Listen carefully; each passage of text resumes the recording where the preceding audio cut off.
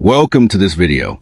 Not just helpful, not just motivational, but the video that will shift your entire mindset about problems, pain, and power. Let's face it, life doesn't ask you if you're ready. It doesn't ask you if you have money, support, strength, or answers. One day, you wake up and a problem slaps you in the face. Big or small, it feels like everything is falling apart. Maybe it's money. Maybe it's your job. Maybe it's your relationship. Maybe it's your family, your future, your mistakes, your mental health, your fear, your past. Whatever it is, one truth is clear. Problems don't knock. They crash into your life. And they don't care how tired or lost you already feel. And in that moment, you have two options. React like most people. Panic, overthink, cry, break down, give up, or respond like a warrior. Observe, think, solve, transform. This video is not for people who want to cry forever. This video is for people who are ready to take back their power. I will teach you how to face any problem in a way you've never learned before. No complicated theories, no unrealistic nonsense. Just 7 powerful steps backed by real-life pain, truth, and clarity. You'll learn how to control your emotions, think clearly under pressure, break huge problems into small wins, ask the questions that unlock solutions, and become so emotionally strong that life stops scaring you. Because the truth is problems don't destroy you. Your reaction to problems is what destroys you. And while you learn, you'll also improve your English because everything is explained in simple, powerful words anyone can understand. So if you care about your life and your growth, subscribe for real change. Let's begin. Step 1, don't react. Pause and observe. Let's begin here. The first and most important step to solving any problem is to not react emotionally. Why? Because when something goes wrong, the first thing that explodes is not the problem. It's your mind. You start shouting inside, why is this happening to me? What if everything goes wrong? What will people think? What if I fail? What if I lose everything? You start overthinking. You cry. You panic. You break. You imagine a future disaster that hasn't even happened yet. And guess what? Now the problem is bigger. Not because it grew, but because your mind made it 100 times worse. That's why step 1 is to pause. How to pause like a master. Breath. Take a deep breath, not a lazy one. A full inhale. Hold it for 4 seconds. Exhale slowly. Do this 4 times. This slows your heartbeat. It relaxes your nervous system. It brings you back to the present moment. Get silent. Don't call anyone. Don't post. Don't complain. Sit in silence. Let your brain reset. Because when your emotions are loud, your intelligence is silent. But when your emotions are calm, your wisdom wakes up. Ask what exactly happened without emotion. Don't say he betrayed me. I'm broken. Say I trusted someone who made a selfish choice. I'm hurt, but I'm alive. Don't say my life is ruined because I lost my job. Say my current job ended. I now need income. Let me think about options.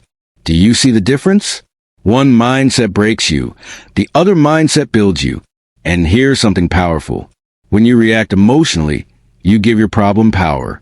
But when you pause and observe, you take that power back.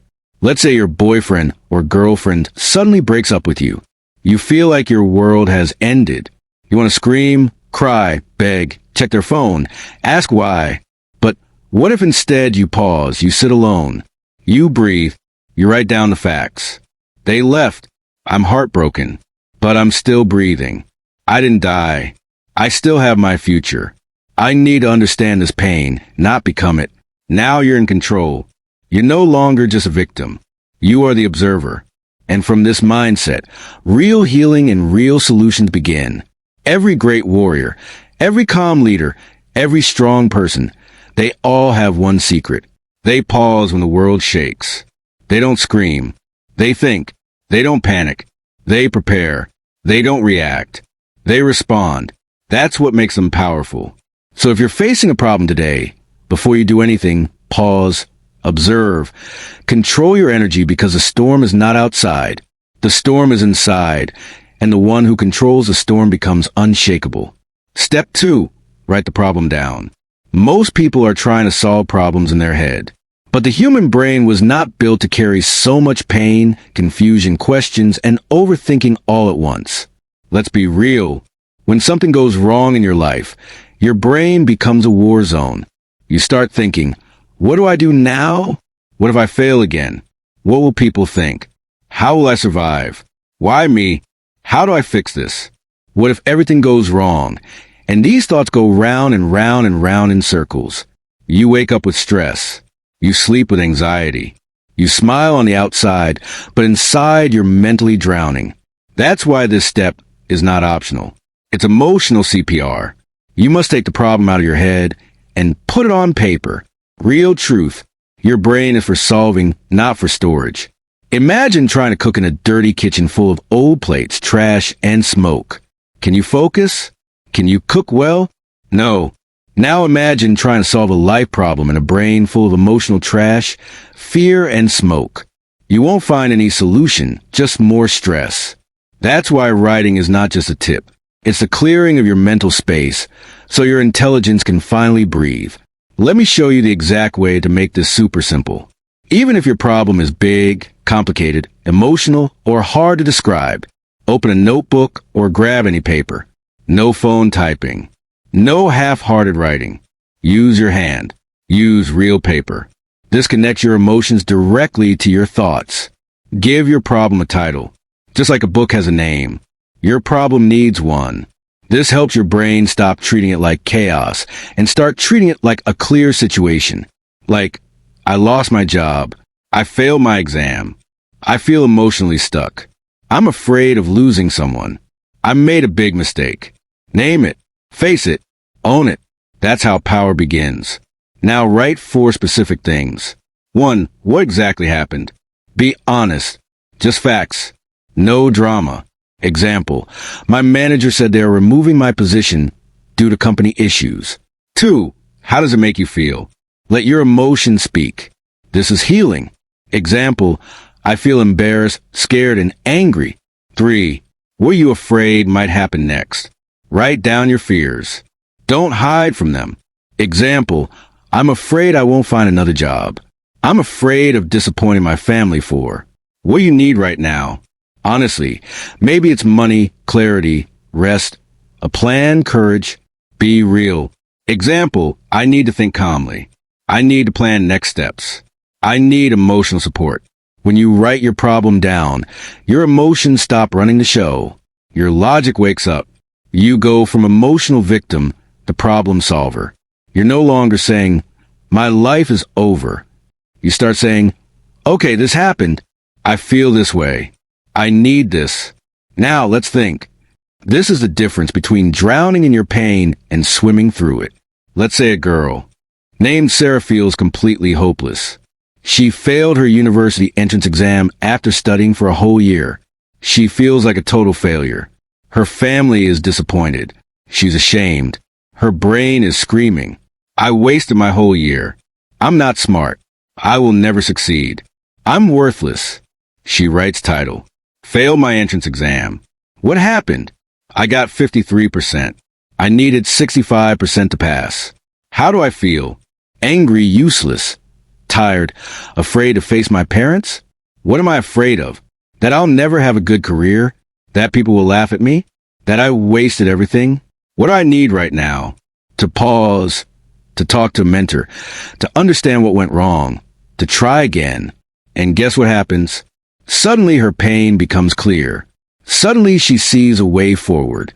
Suddenly her problem is not her identity. It's just a situation. That's what writing does. It puts the monster under a microscope, so you can study it, not fear it.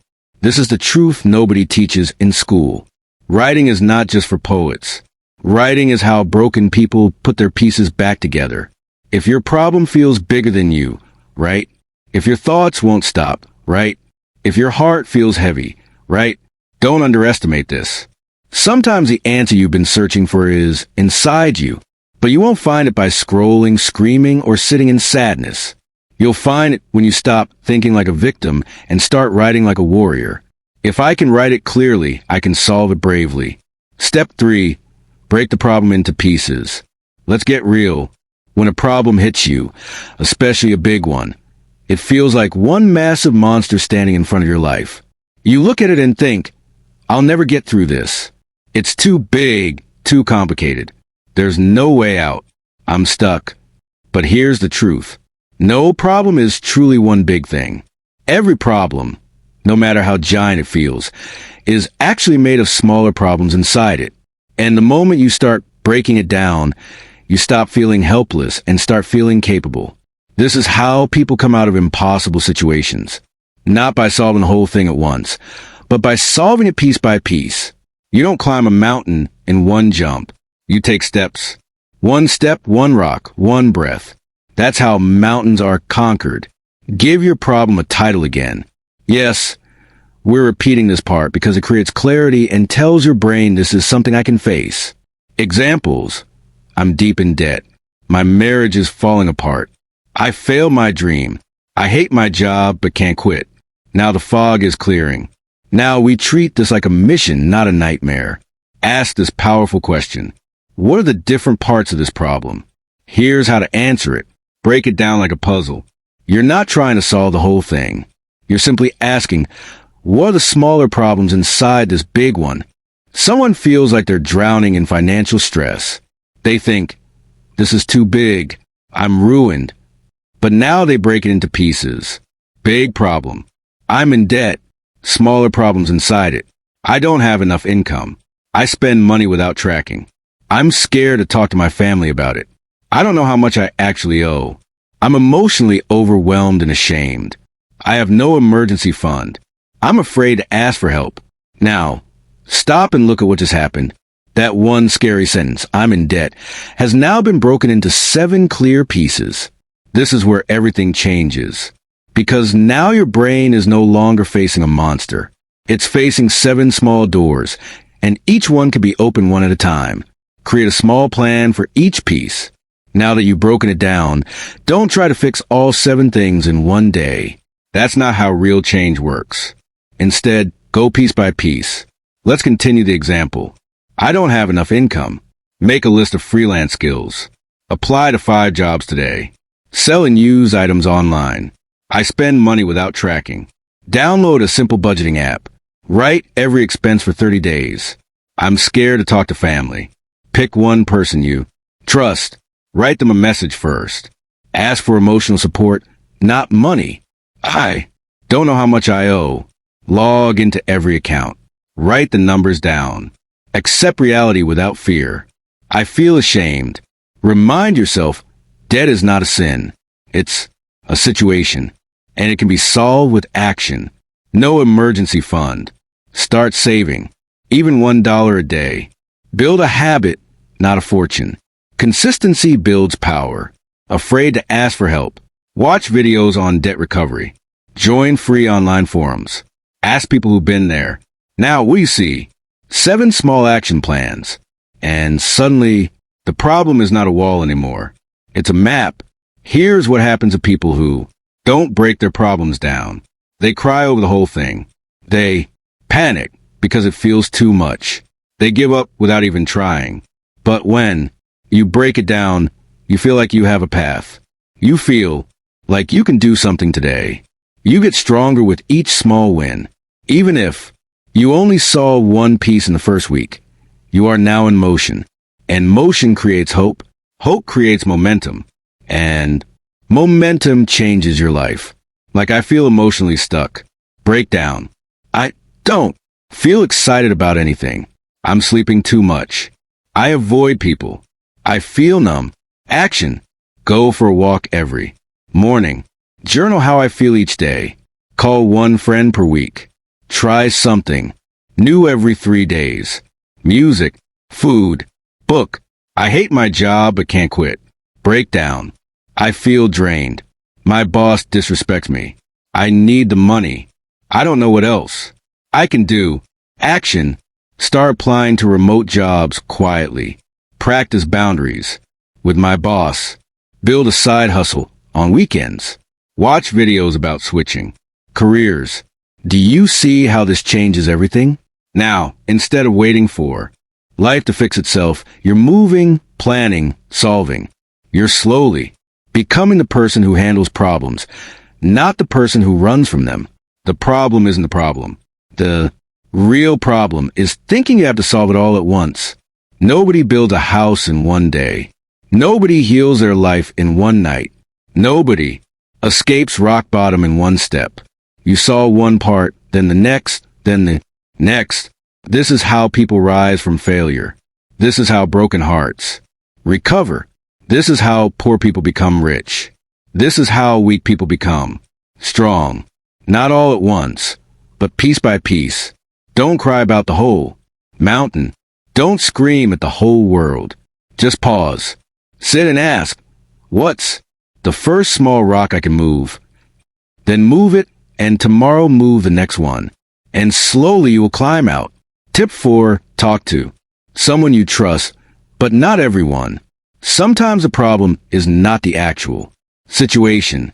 Sometimes the real pain is that you're carrying it all by yourself.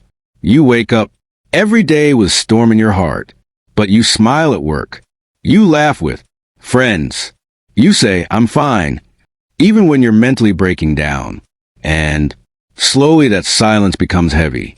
So heavy that you start to believe, nobody will understand me.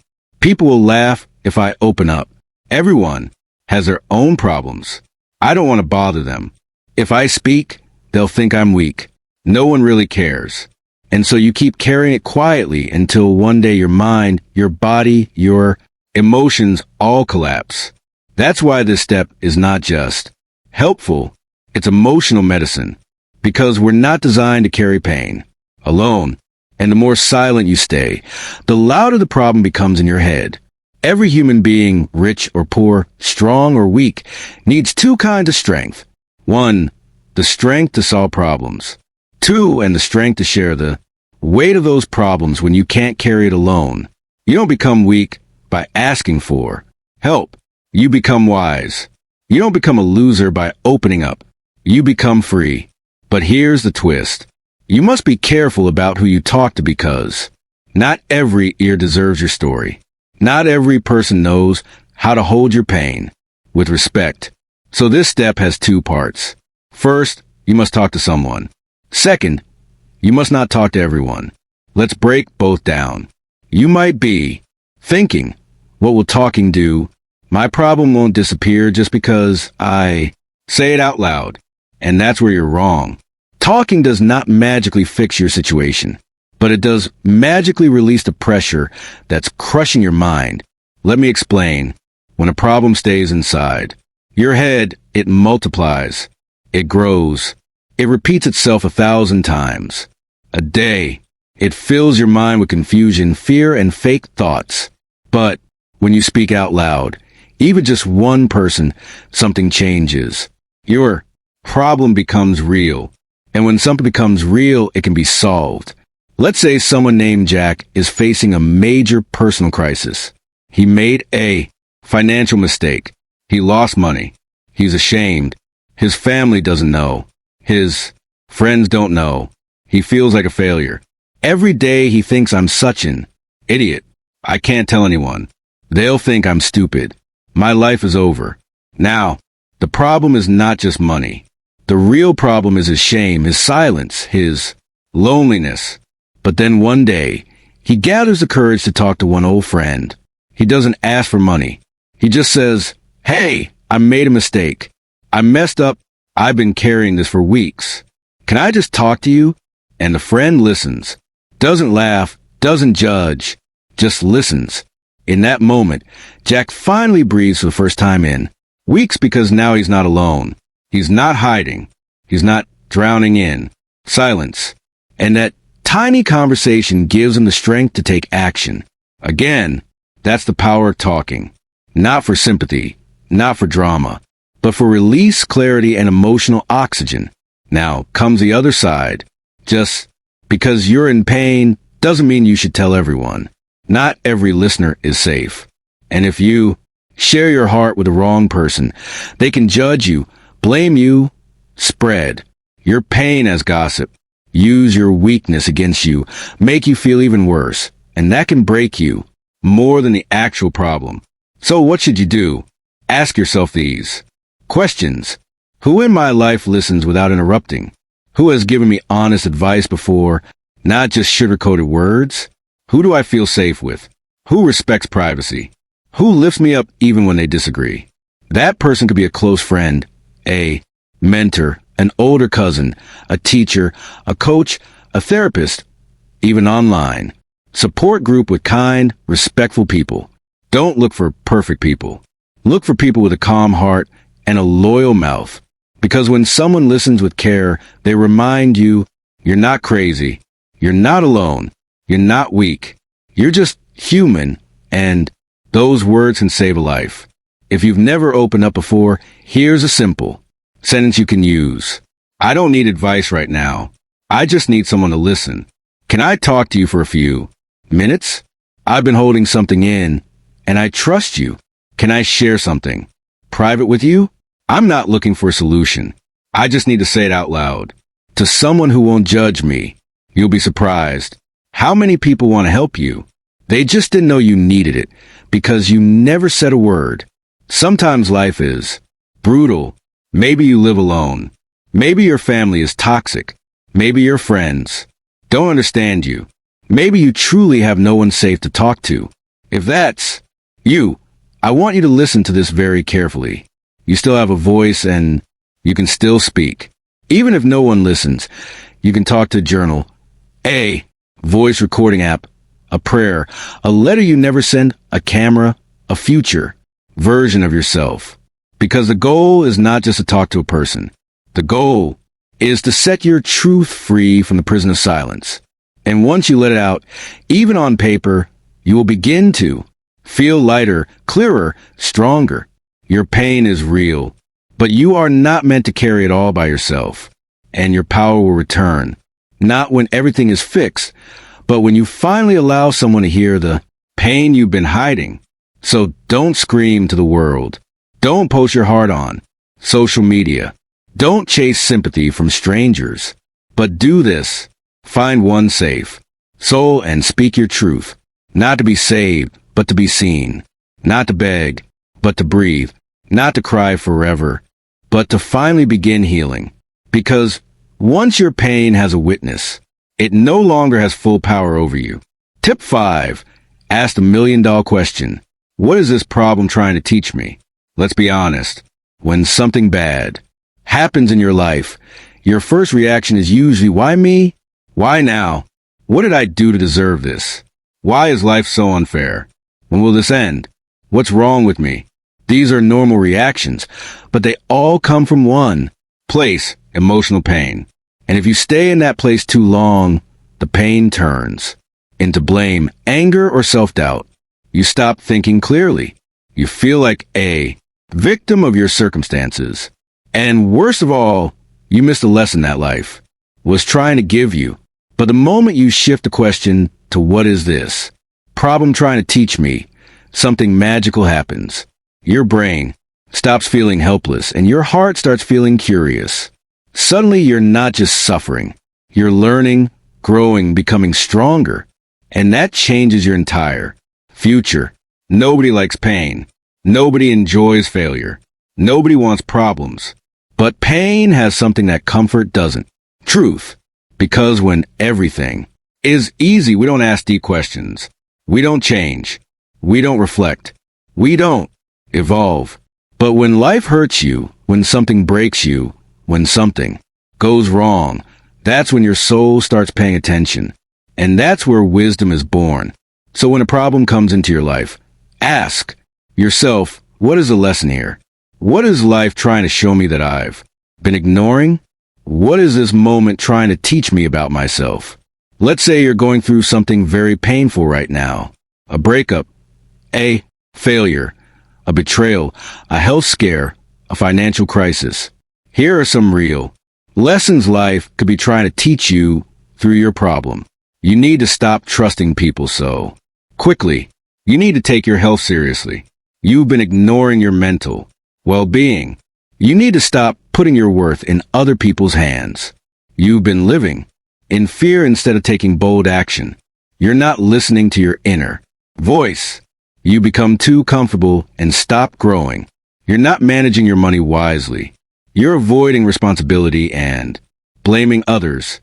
You need to set boundaries and stop letting people walk all over you. These lessons don't come from books. They come from real, raw personal pain. And when you learn them, you become wiser, sharper, stronger, and more alive. Let's take the story of a woman named Elena. Elena was in a toxic relationship. For years, her boyfriend was controlling. He made her feel worthless. She kept making excuses. He'll change. It's not that bad. Maybe it's my fault. One day, he left her. She was devastated, broken, depressed. She felt like a complete failure. She couldn't sleep, couldn't eat, couldn't think. For weeks, she cried and asked, "Why did this happen to me? Why am I not enough? What's wrong with me?"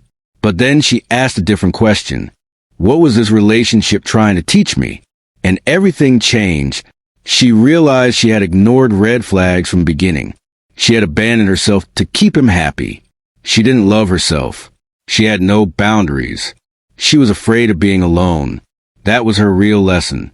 And once she saw it, she started healing. She started working on herself, reading books, going to therapy, meditating. She rebuilt her confidence. She learned how to love herself. And 1 year later, she wasn't crying anymore. She was glowing because her biggest heartbreak became her biggest awakening. So deeply reflect. Ask these 7 easy questions. 1. What happened in simple, honest words? 2. How did it make me feel? 3. What part of the situation did I allow or ignore? 4. What warning signs did I miss or avoid? 5. What truth about myself did this pain reveal? 6. What do I now know that I didn't understand before? 7. What will I do differently next time? This is not journaling for therapy. This is journaling for transformation. This is how a victim becomes a warrior. This is how pain becomes power. When you treat life as your teacher, everything changes. A breakup is not just heartbreak. It's a class on self-worth. A failure is not the end. It's a class on discipline and focus. A rejection is not humiliation. It's a class on redirection. A financial loss is not punishment. It's a class on money management. A betrayal is not cruelty. It's a class on boundaries and truth. Loneliness is not emptiness. It's a class on emotional independence. Suddenly, your problems are no longer destroying you. They are shaping you, sharpening you, strengthening you. This is how strong people are born. Not because life was kind to them, but because life was tough and they learned instead of complaining. Life will repeat the same lesson again and again until you finally learn it. That's why you keep falling for the same type of toxic partner. You keep losing money in the same careless way. You keep facing the same emotional breakdowns. You keep attracting fake friends. You keep quitting everything halfway because you never stop to ask, what does this try to teach me? Once you do, life doesn't need to hurt you again in that way, because the lesson is complete. You pass the class. You level up. You move on. You were not born to suffer forever. You were born to grow, to evolve, and become unshakable. But that only happens when you stop asking, why is this happening to me? And start asking, what is this here to teach me? And how can I grow from it? Because once you learn the lesson, the pain becomes your fuel. The struggle becomes your strength, and your problem becomes your greatest teacher. Tip 6. Solve what you can, accept what you can't. Every single problem in your life has 2 parts. 1, the part you can do something about. 2, the part that is not in your hands. And if you don't understand the difference, you will waste your life energy on things you can't change while ignoring the small, powerful actions that could actually improve your situation. Here's the painful reality. Many people stay stuck not because their problem is impossible, but because they are trying to fix what is not in their control and ignoring the small, real steps that are. That's why this step is not just a tip. It's a life skill. It's a spiritual upgrade. It's the wisdom that turns confused people into clear thinkers and broken souls into powerful humans. Imagine 2 big circles drawn on paper. Circle 1, things I can control. Circle 2, things I cannot control. Now, every time you're in pain or facing a big problem or overthinking something, ask yourself which circle does this belong to? Things you can't control. What other people think about you, how someone treated you in the past, if someone betrayed you or left you, if you didn't get selected for something, illness, injury, or physical limitation, how much time has already passed, what your parents did or didn't do, what the world economy is doing, natural disasters or global events, the outcome of every single situation. Trying to control these is like trying to stop the rain with your hands. You can get wet, you can get angry, you can scream, but the rain will still fall. And the more you fight it, the more exhausted you become. Things you can control: what you say, how you react, how you treat yourself, what you focus on each day, what time you wake up, how you use your free time, whether you ask for help or suffer alone, whether you complain or learn, whether you stay stuck or take small action, whether you give up or grow. These are your tools, your weapons, your real power. And when you stop crying over circle 2 and start using circle 1, you go from being a victim of life to the creator of your next chapter. Let's say a young man named Omar trained for 3 years to become a professional football player. He sacrificed everything. He gave it his heart, body, soul.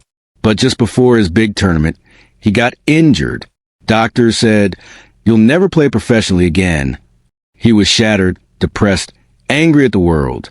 He kept thinking, "Why me? This is not fair. I did everything right. My dream is over." He tried to force it, kept trying to train secretly, kept damaging his body even more, kept fighting the truth that his injury was real. One day, his coach told him this sentence: "Omar, stop trying to control the part that's already broken. Start asking what you can still build from what's not." That was a shift. He couldn't play professionally. That was circle 2.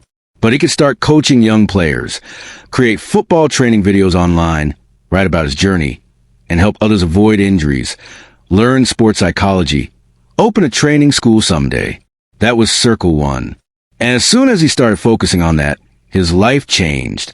Many people stay stuck in problems not because they're lazy, but because they believe lies like it's not my fault. So I don't need to fix anything. If I wait long enough, the other person will change. I can't move forward until someone apologizes. I'll start fixing my life after I feel better. There's no point trying if I don't get a perfect result. My situation is too hard. No one else has it like me. But these lies are mental traps. They keep you angry, emotional, frozen, while time passes and nothing improves. And the only way out is to drop the illusion of control. Stop trying to fix the ocean. Just learn how to swim. 3 questions to shift your mind into circle 1. What is one part of the situation that is clearly outside my control? Write it, accept it, stop resisting. What can I do today, even if it's small, that will move me forward? 1 email, 1 walk, 1 decision, 1 call. What would the strongest version of me focus on right now? Not what the emotional you wants, but what the wise you would do. This is how you reclaim your mental clarity. Let's say someone lied to you, betrayed you, or hurt you deeply. You keep thinking about it every day. You replay it in your mind. You want justice. You want closure. You want to change the past. You can't control what they did, whether they say sorry, whether they understand your pain, whether they ever come back or not. But you can control whether you keep checking their phone or start healing, whether you use this pain to grow or to punish yourself, whether you sit in bitterness or turn the page and rise. That's the power you still have. That's the circle you must live in. Not the circle of what happened to me, but the circle of what can I build from here. Life will always throw problems. You can't stop that. But the person who knows how to say, I can't control this part, so I won't waste my energy on it. I can control this part, and I will give it everything I've got. That person becomes powerful beyond belief because they don't argue with reality. They dance with it. They don't try to bend the storm. They build shelter, grow roots, and rise again. You will find peace. Not when all your problems disappear, but when you stop wasting your energy on things you cannot change and start pouring that energy into the small actions that will rebuild your future. Because those small actions, they're not small at all. They're the beginning of your comeback. So, stop chasing the part of the story that's gone. Close that chapter and ask yourself, what can I still control? What can I still do? What can I still build? That's where your power lives. And it's more than enough to change your life. Tip 7. Use the 24-hour power move. Thinking about a problem doesn't solve it. Talking about a problem doesn't solve it. Even understanding the problem doesn't solve it. Only action creates movement. Only doing something makes change begin. You can sit in your room for weeks. You can cry every night. You can replay your mistakes again and again. You can write the best plans in the world. But nothing will change until you move, until you act, until you do. And that's why this final step is your greatest key to freedom. Because sometimes the only thing standing between you and a better life is just one small, bold action. Not next week, not next month, today, within 24 hours. Here's the lie most people believe. I'll do it when I feel ready. I'll act when I feel confident. I'll move forward once I feel better. But the truth is, you will never feel fully ready. You will never feel perfectly confident. And you might not feel better unless you act first. You don't wait for courage to act. You act and courage comes after. You don't wait to feel strong. You take action and strength begins to grow. That's why this step is not optional. It's the engine that pulls you out of the mud. It's the bridge that connects pain to progress. A power move is any clear, bold, intentional action, big or small, that moves your life forward. It doesn't have to solve the whole problem. It just needs to give you your power back. And it must be done within 24 hours. Not later, not someday, but now. Why? Because urgency breaks fear. Because waiting kills momentum. Because every extra day you spend thinking is another day you stay stuck. And the most dangerous place in the world is not failure. It's being stuck in your head doing nothing. Let's say you're going through any of these problems. Here are simple but powerful moves you can take within one day that begin to change everything. Delete the old messages. Block the person if they're hurting you. Write a goodbye letter you never send. Clean your room and remove reminders. Start a new habit, walking, journaling, working out. Call a friend and say, I'm ready to heal. Help me stay strong. Make a list of what you learned. Watch one motivational video about comebacks. Reapply. Rebuild your resume. Send one email to ask for guidance or mentoring. Commit to 1 hour of deep focus every day. Write down every expense, every rupee or dollar. Cancel one thing you don't need. Subscription, delivery, habit. Sell one item you don't use. Apply to one side gig, online job, or freelance site. Start a money tracker journal. Take a walk alone. Sit with a notebook and ask, what would I do if I wasn't scared? Call someone wise and say, I need direction. Do one thing you used to love but stop doing. Write your future self a letter of hope. Open the window. Let light in. Take a long shower and clean your room. Go outside and walk for 20 minutes with no phone. Make a list of 3 people you love and text them thank you. Write down 10 things you survived that once broke you. Choose one decision. Make it done. Tell yourself, I'd rather make a mistake than stay frozen. Turn off your phone. Sit in silence. Read 5 pages of a powerful book. Put on a timer for 15 minutes and take action matter. Clarity doesn't come from thinking. It comes from doing. Confidence doesn't come from waiting. It comes from action. Change doesn't come from wishing. It comes from showing up. The biggest turning points in life don't always come from miracles. They come from one ordinary day where you finally say, I'm done waiting. I'm moving now. When you take bold action within 24 hours, here's what happens in your brain. You shift from victim mode to creator mode.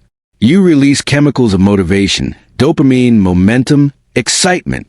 Your confidence slowly returns because you feel in control. Your fear becomes smaller because you're not running from it. You're facing it. You start believing again. Maybe I'm not as stuck as I thought. This is why so many people say the hardest part was just starting. Once I did that, everything changed. That's what a 24-hour power move gives you. It gives you your life back. Let me tell you a story. There was a man who lost everything. His job, his partner, his money, his confidence. He stayed in his dark room for weeks, depressed, suicidal, empty. One morning he saw a video. The video said, you don't have to fix your whole life. Just make one move in the next 24 hours. One step. He sat with that line. And then he did something simple. He put on his shoes, walked outside, bought a notebook. He sat in a quiet place and wrote, "I'm still alive. I don't know what's next, but I'm not done yet." That was his 24-hour move. 1 year later, he was running a small business, coaching others, sharing his story, helping people who felt like he once did. And it all started with one tiny action that took 10 minutes. That's the power of this step. Don't just close this video and go back to your pain. Don't just nod your head and say, "That was helpful." This is your call to rise. This is your moment. You've learned the steps, how to pause, how to write the problem, how to break it into small pieces, how to talk to someone, how to learn the lesson, how to accept what you can't control. But now it's time to move. It's time to do something bold, something real, something immediate. Because one strong action a day can save you from 100 more days of pain. After watching this video, before 24 hours pass, do something, anything, but make sure it's bold, honest, and from the heart. And when you do, come back to this video and comment, "I took my 24-hour power move. I'm ready to rebuild." Because that's when the healing begins. Not when your situation changes, but when you do.